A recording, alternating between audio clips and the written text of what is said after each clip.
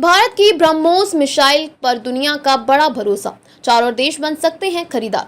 खबरें हैं कि ब्रह्मोस एनजी के ट्रायल शुरू हो गए हैं। ये ट्रायल 2026 तक पूरे हो जाएंगे। एनजी वर्जन को सुखोई 30 MKI लड़ाकू विमान के साथ जोड़ा जाना है। इन्हें सुखोई के पंख पर लगाया जाएगा। भारत की बनाई गई ब्रह्मोस मिसाइल के फैन दुनिया के कई देश हो गए हैं।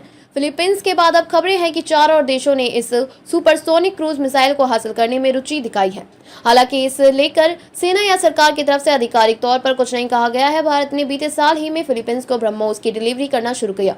भारत 4 और देशों को ब्रह्मोस बेचने की योजना बना रहा है। रिपोर्ट में सूत्रों के हवाले से बताया गया है कि इनमें संयुक्त अरब अमीरात, सऊदी अरब, मिस्र और वियतनाम शामिल है। इससे पहले भारत पहले ही यह मिसाइल फिलीपींस को बेच चुका है। वहीं इंडोनेशिया से डील पर चर्चाओं के दौर जारी है। संभावनाएं जताई जा रही हैं कि कुछ समय से इंडोनेशिया से एक प्रतिनिधिमंडल भारत आ सकता है। रिपोर्ट्स के अनुसार देश मुख्य रूप से ब्रह्मोस को लैंड वर्जन खरीदने में रुचि दिखा रहे हैं, जबकि फिलीपींस ने तट पर इस्तेमाल किए जाने वाले वेरिएंट की मांग की थी, जो एंटी शिप क्रूज मिसाइल बन सकता है।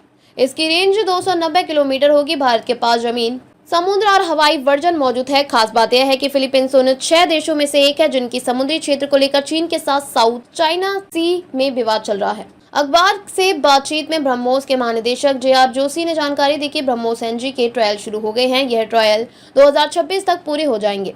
एनजी वर्जन को सुखोई 30 MKI लड़ाकू विमान के साथ जोड़ा जाना है। इन्हें सुखोई के पंख पर लगाया जाएगा।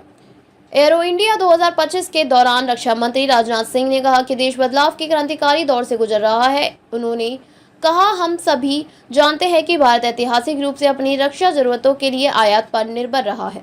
अगर मैं एक दशक पहले की बात करूं तो हमारे देश में 65 से 70% रक्षा उपकरण आयात किए जाते थे।